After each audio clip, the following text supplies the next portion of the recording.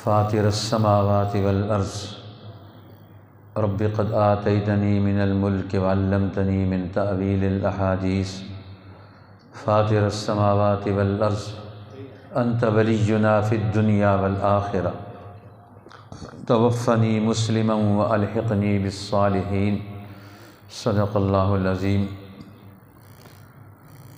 وقال الله سبحانه تبارك وتعالى إنا أنزلناه في ليلة القدر وما أدراك ما ليلة القدر ليلة القدر خير من ألف شهر تنزل الملائكة والروح فيها بإذن ربهم من كل أمر سلام هي حتى مطلع الفجر صدق اللہ العظیم. محترم حاضرین، عزیز بزرگوں اور بھائیوں، آج ہمارے لیے دوہری خوشی کی بات ہے کہ ہماری مسجد میں اللہ تعالیٰ نے توفیق دی قرآن پاک آخری عشرے میں نماز تراویح میں ہمارے اعتکاف والے دوستوں نے اور کچھ اور احباب نے مل کر پورا قرآن اول سے آخر تک سنا، اور ہمارے حفاظ قراء جنہوں نے اس کی منصوبہ بندی کی اور اس کے لیے انہوں نے محنت کوشش کی، قرآن پاک سنایا. اللہ تعالیٰ ان سب کی زندگیوں میں برکتیں نصیب فرمائے. زندگی کا اختتام یہ اچھے اور حسن و خوبی کے ساتھ ہونا چاہیے. اسی طرح ہر کام جو شروع ہوتا ہے اس کام کا اختتام بھی ختامہ مسک. قرآن نے کہا ختامہ مسک، اس کا جو مور ہوگی آخر ہوگا وہ کستوری کا ہوگا. وفی ذالک فلیتنافس المتنافسون، اور اس میں چاہیے کہ رغبت کرنے والے شوق کا اظہار کرنے والے شوق کا اظہار کریں. اللہ جل شانہ اپنے محبوب بندوں کو جو اس کے لیے وقت نکالتے ہیں، قربانیاں کرتے ہیں، مشقتیں اٹھاتے ہیں، اللہ بڑے قدردان ہیں. جب انسان تھوڑی سی مشقت اٹھاتا ہے تو اللہ جل شانہ بہت بڑا اجر عطا فرماتے ہیں. آج رمضان المبارک کی 29ویں رات، یہ 1444 ہجری کا رمضان بھی سمٹ کر اب آخری رات، اور کل اس کا 29واں دن ہوگا، اور یہ آخری دنوں میں بھی ہو سکتا ہے، اور اگلا دن مل جائے تو یہ بھی اللہ کی طرف سے انعام ہے.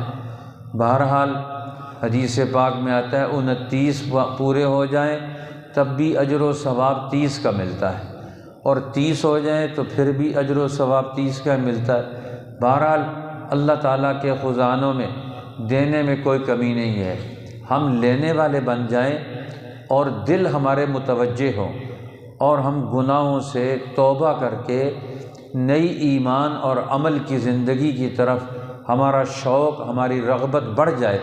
یہ اصل مقصود ہے کہ قرآن حکیم کی برکات، رمضان المبارک کی برکات، اس سے ہماری زندگی میں نئی خوبیاں پیدا ہوں، نئی طاقتیں پیدا ہوں. جب قرآن جس طرح ایک کیپسول طاقت کا کھاتے ہیں تو نئی طاقت آ جاتی ہے، تو قرآن کی آیات سے بھی طاقت آتی ہے. اس سے بھی انسان کے اندر نئی توانائیاں پیدا ہوتی ہیں، نئی قوتیں جنم لیتی ہیں، نئے ولولے پیدا ہوتے ہیں، اللہ کی رحمتوں کا نزول ہوتا ہے. تو اس نزول میں انسان کی زندگی اور زیادہ پروان چڑھتی ہے. جس طرح حدیث پاک میں آتا ہے نبی اکرم صلی اللہ علیہ وسلم جب جبرائیل امین سے ملاقات ہوتی تو آپ کے اعمال میں اور زیادہ بڑھ جاتے، اور پھر اور زیادہ سخاوت کا اظہار کرتے، کالریح المرسلۃ. تو گویا قرآن حکیم اور اس کا نزول اور اس کی تجلیات انسانوں کے اندر اور بہت بڑی ہمتیں، جرأتیں پیدا کر دیتی ہیں. اس لیے اب تو یہ ماہ مبارک کے اختتام کی طرف ہم جا رہے ہیں، تو اختتام یہ حسن الختام ہونا چاہیے، اور اصل چیز وہ حسن العاقبہ ہے. قرآن حکیم کی یہ اصطلاح ہے کہ ہماری عاقبت اچھی ہو جائے، ہمارا انجام اچھا ہو جائے، ہمارا اختتام اچھا ہو جائے. آخری کلمات، آخری وقت ہمارے وہ ایسے ہوں کہ جو پہلی ساری زندگی کو بنانے والے. آخری کلمہ انسان اگر صحیح پڑھ لے اور آخری بات بھی اگر اس کی صحیح ہو جائے تو اللہ جل شانہ بندے کی نیت کے اعتبار سے فیصلہ کر دیتے۔ حدیث پاک میں آتا ہے رسول اللہ صلی اللہ علیہ وسلم نے پچھلی امتوں کا ایک واقعہ سنا کر مسئلہ سمجھایا کہ پہلی امتوں میں سے ایک آدمی بڑا مجرم تھا، گناہ گار تھا، اس نے 99 قتل کیے۔ اب وہ قتل کرنے کے بعد پشیمان کہ اب میں کیا کروں، قتل تو ہو گئے مجھ سے، اب میرے لیے معافی کا راستہ ہے کہ نہیں؟ اب انہوں نے کہا کہ ایک راہب کے پاس گیا، اس سے پوچھا کہ میں مجرم ہوں، گناہ گار ہوں، میرے لیے کوئی راستہ ہے کہ میرے لیے معافی ہو جائے؟ انہوں نے کہا تو نے 99 قتل کیے، تیرے لیے تو کوئی راستہ نہیں۔ اس نے اس کو بھی قتل کر دیا۔ اب 100 پورے ہو گئے، اب 100 پورے ہو گئے، لیکن اس کو قرار نہیں آتا، پریشان ہے کہ مجھ سے جرم ہو گیا۔ تو اس کو کسی نے بتایا کہ فلاں بستی میں ایک نیک آدمی ہے، وہ تجھے صحیح رہنمائی کرے گا، تجھے صحیح بتائے گا راستہ کہ تو اس گناہ والی زندگی سے توبہ کی طرف کیسے آ سکتا ہے، تیرے لیے کون سا راستہ ہے۔ حضرت ابو ہریرہ رضی اللہ تعالیٰ عنہ کے پاس ایک آدمی آیا تو اس نے وہ مسئلہ پوچھا کہ میرا گناہ ہوا، میرے لیے معافی ہے؟ تو انہوں نے کہا تیرے لیے کہاں معافی؟ تو انہوں نے اتنی دیر میں وہ چلا گیا، پریشان ہو گیا۔ وہ حضرت ابو ہریرہ رسول اللہ کی خدمت میں آئے، یا رسول اللہ مجھ سے تو اس نے مسئلہ پوچھا، میں نے تو یہ جواب دے دیا۔ تو آپ نے سورہ فرقان کی آخری رکوع کی آیات پڑھ کے حضرت ابو ہریرہ کو فرمایا کہ تو ان آیات سے کہاں گیا، بہت اس کو بلا کے لے کر آؤ، کہ اس کے لیے راستے کھلے ہوئے ہیں۔ اسلام تو راستے کھلوانے کے لیے آیا، قرآن گناہ گاروں کے لیے، مجرموں کے لیے راستے کھلوانے کے لیے آیا، بند کرنے کے لیے نہیں آیا۔ اور میں اسے بلا کر لے کر آؤں۔ اور وہ آدمی بھی اس کو کہا کہ فلاں بستی میں ایک نیک آدمی ہے، وہ تجھے صحیح راستہ بتائے۔ صحیح راستہ بتانے والے لوگ یہ اصل لوگ ہوتے ہیں، انسانوں کے رہنما، انبیاء علیہ السلام، جو انسانوں کو گناہوں سے، گرداب سے نکالتے ہیں اور ان کو نئی ایمانی زندگی، انسانی زندگی، وہ اس کی طرف انہیں لے کر آتے ہیں، اعمال کی طرف، اخلاق کی طرف، حسن معاشرت کی طرف، تقویٰ کی طرف انہیں لے کر آتے ہیں۔ اب وہ وہاں سے چل کھڑا ہوا، گناہ گار بستی سے نکل کر جس بستی میں نیک آدمی ہے اس طرف چلا گیا۔ اب راستے میں پہنچا تو موت آ گئی، اپنی بستی سے نکلا تو موت آ گئی۔ اب موت آ گئی، فرشتہ اجل کا آ گیا، اب اس کی موت ہو گئی۔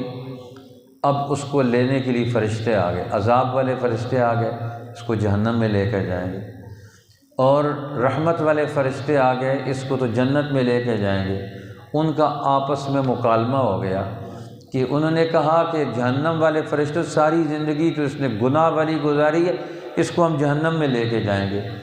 رحمت والے فرشتے کہتے ہیں نہیں، یہ تو اب توبہ کی نیت سے نکلا تھا، لہٰذا ہم جنت میں اس کی طرف لے کر جائیں گے۔ اب ان میں تکرار ہوگی۔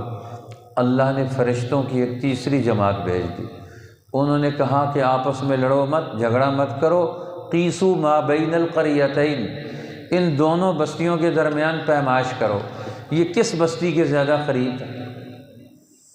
یہ مجرم بستی کے قریب ہے یا نیک لوگوں کی بستی کے قریب ہے؟ قیسوا ما بین القریتین، دونوں بستیوں کے درمیان پیمائش کرو۔ اب دونوں بستیوں کے درمیان پیمائش شروع کی، وہ تو ابھی نیک مجرم بستی سے نکلا ہی تھا، تھوڑا سا باہر گیا تھا، اس کے زیادہ قریب تھا۔ اللہ نے اس بستی کو حکم دیا تباعدی، تو اس سے دور ہو جا، تو اس سے دور ہو جا۔ دیکھو بندے کا ارادہ وہ کائناتوں کو ہلا دیتا ہے۔ انسان کی توبہ یہ کائناتوں پر بھی اثر انداز ہوتی ہے۔ اب وہ نہ ہونے والا کام کہ بستی جو ہے، زمین، وہ کبھی کسی کی نسبت رکھتی ہے؟ اللہ کا حکم آ گیا تباعدی، تو میرے اس نیک بندے سے، مجرم بستی تو دور ہو جا۔ اب وہ دور ہو گئی۔ اس نیک بستی کو کہا تقربی، تو میرے اس نیک بندے کے قریب ہو جا۔ اب وہ قریب ہو گئی، وہ دور ہو گئی۔ اب دونوں فرشتوں نے پیمائش کی تو دیکھا کہ یہ مجرم بستی سے زیادہ دور ہے، اور جو نیک بستی جس میں نیک آدمی رہتا تھا، جس کی طرف جا رہا تھا، وہ اس کے زیادہ قریب تھا۔ تو فیصلہ ہو گیا کہ رحمت والے فرشتے سے لے کر جائیں گے، عذاب والے فرشتے سے لے کر نہیں جائیں گے۔ تو اللہ جل شانہ بندے کی نیت کو اور اس کے اختتام کو دونوں کو دیکھا جاتا ہے۔ نیت کیا ہے اور اس کا اختتام کس چیز پر ہوا ہے، آخری انجام کیا ہے، حسن العاقبہ، آخری انجام۔ اس لیے آخری عمل یہ توبہ اور استغفار کا ہونا چاہیے۔ جو کچھ ہم نے کیا وہ تو اب وہ جو نمازیں پڑھی، جو تراویح پڑھی، غلط پڑھی ہیں صحیح پڑھی ہیں، اب انہی کو قبول کرانا ہے۔ اب انہی کو کیسے قبول کرائیں گے؟ اس کے لیے راستہ ہے توبہ کا، استغفار کا۔ اولئک یبدل اللہ سیئاتہم حسنات، قرآن کہتا ہے یہ وہ لوگ ہیں کہ اللہ ان کی گناہوں کو حسنات میں، نیکیوں میں بدل دیتا ہے۔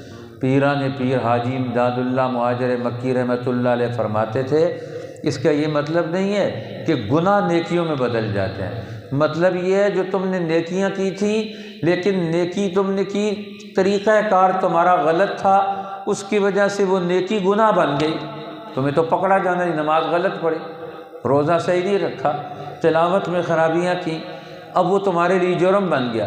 تو جب انسان توبہ کرتا ہے تو پھر اللہ کیا کرتے ہیں، اولئک یبدل اللہ سیئاتہم حسنات، ان کے وہ نیک اعمال جو ان کے غفلت اور غلطیوں کی وجہ سے مسترد ہونے کے قابل تھے، اللہ انہی کو نیکیوں میں تبدیل کر دیتا ہے، ان کو اچھا اور خوبیوں والا بنا دیتا ہے اس کی توبہ کی وجہ سے۔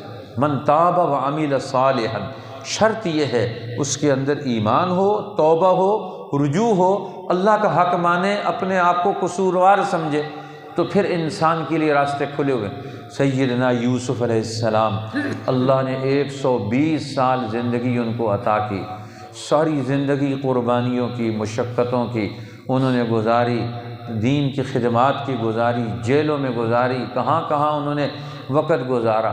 آخری لمحہ آیا تو قرآن ان کی یہ دعا نقل کرتا ہے ہمارے سامنے، رب قد آتیتنی من الملک، اے اللہ تو نے مجھے یہ ملک بھی عطا کیا، وعلمتنی من تأویل الاحادیث، اور مجھے تو نے تاویل الاحادیث کا علم بھی دیا، باتوں کو انجام تک، ٹھکانے تک پہنچا کر پوری رہنمائی کرنا بندوں کی ہر مسئلے کے اندر۔ فاطر السماوات والارض، زمین و آسمان کے اکیلے پیدا کرنے والے، تجھ سے یہ میری درخواست ہے، یہ دعا ہے۔ دیکھو سارے کام کرنے کے بعد کتنی عاجزانہ دعا مانگ رہے ہیں، انت ولی فی الدنیا والآخرہ، دنیا میں بھی تو میرا والی ہے، تو میرا دوست ہے، تو میرا کام بنانے والا ہے، اور آخرت میں بھی تو ہی ہے۔ اب آخری دعا کیا مانگتے ہیں، توفنی مسلمن، تو مجھے وفات دے، میری موت آئے اسلام پر آئے، آخری انجام اچھا ہو جائے، وَأَلْحِقْنِي بِالصَّالِحِينَ، اور مجھے نیک لوگوں میں، ابراہیم علیہ السلام، اسحاق علیہ السلام، اسماعیل علیہ السلام، یعقوب علیہ السلام، مجھ سے پہلے جو ہمارے صالحین چلے گئے، یہاں سے میں جاؤں تو ان لوگوں کی جماعت میں شامل ہو جاؤں۔ یہ انسان کی بڑی کمال کی بات ہے، دنیا میں نیک لوگوں کے ساتھ رہے، یہاں سے جائے تو دوسرے نیک لوگوں کی جماعت میں وہاں پہنچ جائے، وہ اس کا استقبال کر رہے ہیں۔ سیدنا عثمان ابن عفان رضی اللہ تعالی عنہ شہادت سے پہلے قرآن پڑھ رہے ہیں، اور جیسے نیند آئی، اب اونگ آئی ان کو، خواب میں رسول اللہ نے فرمایا کہ عثمان، ہم نے دسترخوان بچھایا ہوا ہے، تیرے روزے کی افطار جو ہے ہمارے پاس ہونی ہے۔ موت آئی شہادت کی، روزے کی حالت میں، اور رسول اللہ بشارت دے رہے ہیں کہ عثمان ہم تیرے انتظار میں ہیں، تو نے ہمارے دسترخوان پر آ کر افطار کرنی ہے۔ یہ کتنے عظیم لوگ ہیں کہ جن کو بشارت مل رہی ہے کہ ادھر تم مصلی پر ہو، ادھر تم قرآن کے سامنے ہو، ادھر سے جیسے ہی تمہارا تعلق دنیا سے ٹوٹے گا ہم تمہارے انتظار میں ہیں، دنیا والے تمہاری کیا قدر جانیں، ہم تمہاری قدر جانتے ہیں۔ تم نے قرآن کے ساتھ 12 سال خلافت کا نظام چلایا، ایک ایک آدمی کا مسئلہ حل کیا، ایک غلام اس کے کان کو پکڑا، اس کو مروڑا، تو پھر اسے فرمایا تو بھی میرا کان پکڑ کے مروڑ لے، یا حبذا قصاص فی الدنیا لا قصاص فی الآخرہ، وہ قصاص کتنا بہترین ہے بدلہ، جو دنیا میں پورا ہو جائے، آخرت میں بے باک ہو جائے، حساب ختم ہو جائے، دنیا میں سارا حساب ختم کر کے آخرت کا کوئی حساب۔ حضرت عثمان، حضور فرما رہے ہیں عثمان ہم تیرے انتظار میں ہیں، ہمارے دسترخوان پر تو نے افطار کرنی ہے، تم نے ہمارے پاس آنا ہے، وہاں انتظار ہو رہا ہے۔ اب ایسی زندگی بسر کر کے جائے کہ وہاں صالحین ہمارے انتظار میں ہوں، ادھر سے قرآن کی مجلس سے اٹھے، ادھر سے مسجد کی مجلس سے اٹھے، ادھر سے خلافت کے، دین حق کے غلبے کے اس پورے افکار و خیال اور منصوبہ بندی سے نکلے، اور ادھر سے امام الانبیاء اور اللہ کے پیغمبر اور نیک لوگ اس کے استقبال کے لیے تیار کھڑے ہیں۔ ہر آدمی کا استقبال ہوتا ہے، نیک لوگوں کا استقبال، دنیا سے جاتے ہیں تو ان کا وہاں پر استقبال ہوتا ہے، پہلے فرشتے استقبال کرتے ہیں، پھر نیک لوگ استقبال کرتے ہیں، اور پھر اللہ جل شانہ خود اعلان کرتے ہیں یا ایتھا النفس المطمئنہ، اے مطمئن نفس ارجعی الی ربک، اپنے رب کی طرف لوٹ کر آ، وہ رب تجھ سے راضی، تو اس سے راضی۔ جب اللہ سے ملاقات، موت میں اللہ سے ملاقات ہوتی ہے، فرمایا من احب لقاء اللہ، جو اللہ سے ملاقات کو پسند کرتا ہے احب اللہ لقاءہ، اللہ بھی اس سے ملاقات پسند کرتا ہے۔ اس لیے مومن اللہ سے، نماز میں اللہ سے ملاقات، روزے میں اللہ کا دھیان، ذکر میں اللہ کا دھیان، اسی طرح نماز میں اللہ سے ملاقات، اسی طرح موت کے بعد اللہ سے براہ راست ملاقات۔ اللہ تعالی ہمیں دین کی ان نسبتوں کا حامل بنائے۔ یہ رمضان المبارک مکمل ہونے کو ہے، اللہ ہمارے ان اعمال کو قبول فرما لے۔ جیسے کیے ہم نے، اللہ ہم تو کمزور ہیں، یہ ہر دعا مانگے، اللہ ہم سے تو جیسا ہونا چاہیے تھا نہیں کر سکے، جیسے تیرا حکم تھا، ہم تو قصوروار ہیں، اے اللہ تو ہی قبول فرما لے۔